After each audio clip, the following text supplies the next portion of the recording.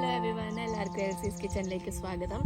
ഇന്നേ നമ്മൾ കണവ ഫ്രൈ അല്ലെങ്കിൽ കൂന്തൽ എന്നും പറയും, അതാണ് നമ്മൾ ഇന്ന് ഫ്രൈ ചെയ്യാൻ പോകുന്നത്. ഓക്കെ, അപ്പോൾ കൂന്തൽ ഫ്രൈ ഉണ്ടാക്കാൻ വേണ്ടിയിട്ട് നമ്മൾ ഇവിടെ ഇപ്പോൾ ഒരു 1/2 കിലോ കൂന്തൽ എടുത്തിട്ടുണ്ട്. അത് കഴുകി വൃത്തിയാക്കി നമ്മളിപ്പം 1/2 കിലോ കൂന്തലുണ്ട്. ഇപ്പോൾ ഇത് അതിലോട്ട് നമുക്ക് 1/4 ടീസ്പൂൺ മഞ്ഞൾപ്പൊടി ഇട്ട് കൊടുക്കാം, 1.5 ടീസ്പൂൺ കാശ്മീരി ചില്ലി പൗഡർ കൂടി ഇട്ട് കൊടുക്കാം, 1 ടേബിൾ സ്പൂൺ കുരുമുളക് പൊടി ഇട്ട് കൊടുക്കാം, ഒരു 1/4 ടീസ്പൂൺ ഗരം മസാലയും കൂടി ഇട്ട് കൊടുക്കാം,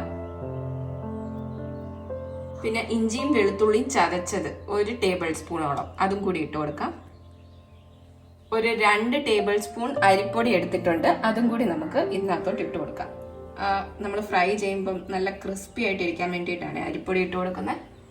2 തണ്ട് കറിവേപ്പിലയും കൂടി ഇങ്ങനെ ഇട്ട് കൊടുക്കാം, പിന്നെ 1 ടീസ്പൂൺ നാരങ്ങ നീരും കൂടി നമുക്ക് പിഴിഞ്ഞു കൊടുക്കാം. ലാസ്റ്റ് നമുക്ക് ആവശ്യത്തിനുള്ള ഉപ്പും കൂടി ചേർത്ത് കൊടുക്കാം. ഇനി നന്നായിട്ട് ഇത് മിക്സ് ചെയ്തെടുക്കാം.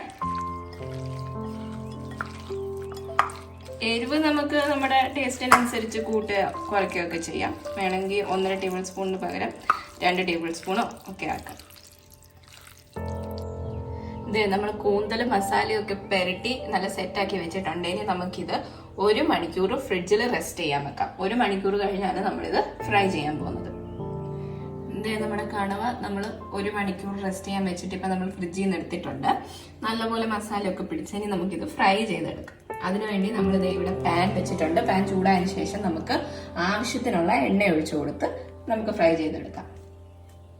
നമുക്കിനി എണ്ണ ഒഴിച്ചു കൊടുക്കാവേ.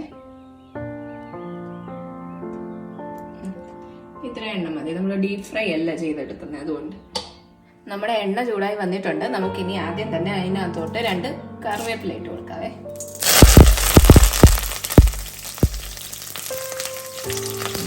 ഇനി നമുക്ക് കണവ ഇട്ട് കൊടുക്കാം.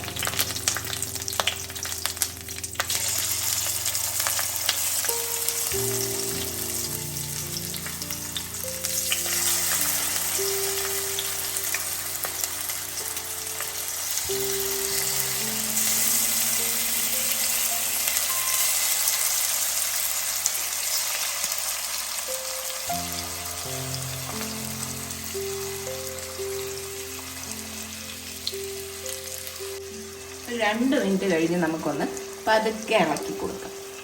നമുക്ക് ഇനി പതുക്കെ ഇതൊന്ന് ഇളക്കി കൊടുക്കാവേ. ഇത് പൊടിഞ്ഞു പോകും, അതുകൊണ്ടാണ് പതുക്കെ ഒന്ന് ഇളക്കി കൊടുക്കാൻ മതി.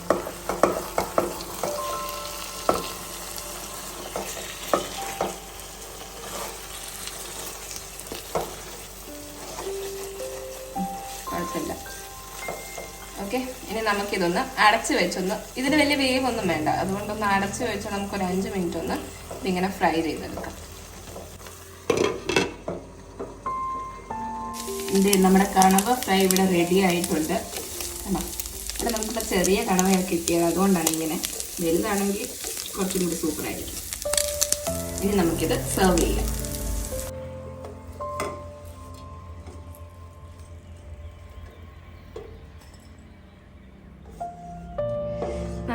നല്ല ടേസ്റ്റിയാണ്, നല്ല ക്രിസ്പിയുമാണ്. നമ്മൾ അരിപ്പൊടിയൊക്കെ ഇട്ടേക്കുന്നുണ്ടേ നല്ല ക്രിസ്പിയാണ് സാധനം.